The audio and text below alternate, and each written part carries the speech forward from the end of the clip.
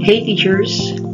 So our topic for today is all about a project proposal entitled Capacity Building Program and Professional Development for Teachers. So ito pong project proposal na to ay ginawa ko for the reason that I want to help my co-teachers or teachers in our school in such a way I can share what I had or what are the things that helped me in order to be promoted or to have a career progression.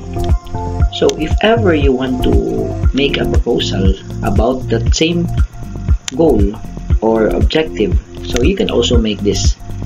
And later on, if ever you want to utilize this one, this will fall in what we call organizing in-service training or a training for the teachers. So I will just show the slides.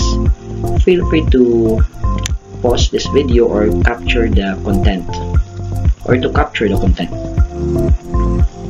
Okay, so this is the title, first page. Second one, the second part of the proposal is you should have this name of the organizer or as you as the proponent, then the project title, the time frame, meaning to say when are you going to conduct this, then the project contacts, who are the people involved. So andito na yung ang mga discussants, yung inyong mga mag-monitor, yung PSDS, principal. Okay, next is the project summary. So I will just flash this and feel free to pause to take pictures. Okay, so you can copy this or use this as a reference. Anyway, you can modify this one. So project summary tells about what is the proposal all about. So next is the project background. So similarly, project background tells about the legal basis or the reason why you are going to conduct this proposal or this activity. So you can include here the DepEd order, the reason why you will be having this proposal.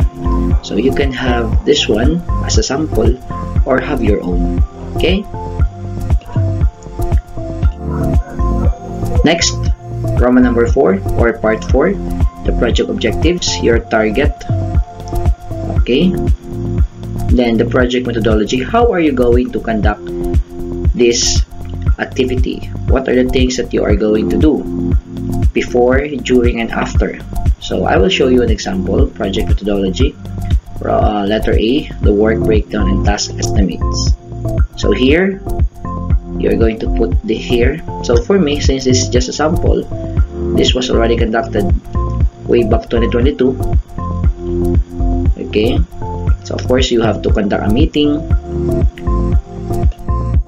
Then here, this is the sample matrix, the breakdown of the activities. So since this is 2 days, you're going to write here the topics, the time frame, and the resource person. So it's up to you kung ano ilalagay nyo. Then the project deliverables, meaning to say, how are you going to deliver it, the topic, the activity. So here, the materials will be given to the participants and so on. Then next is the project risk management. What are the things that you might encounter that could hinder as you conduct this activity? Okay. Next, project cost. So this is just the cost estimate. Then the source. Next, Roman number 7, monitoring and evaluation. So who will monitor the conduct of this activity? If this is just a school level, it is the school principal or PSDS, or if you want, pwede naman ang PSDS. And if it is district level, PSDS, division level, so it could be the education supervisor. Then Roman number 8, next steps, meaning to say, what after the conduct of this activity, what will be the next thing that will happen, or what is your plan after having this activity? Is it hanggang dun lang, or may plano ka pang i-share ito or i-present into other trainings or next training if there is a continuation? So yan ang nakalagay sa next steps. Then here, this is the signatories. So dyan po nakalagay ang sunod-sunod kung sino yung mga mag-assign. Okay, ito naman po yung sample letter to the school's division superintendent. So kayo, kung kayo pong gagawa, make sure na gagawa muna tayo ng letter, or this proposal should be approved by our school's division superintendent in such that magamit din po ninyo. So yan po yung laman ng ating capacity training program for professional development for teachers.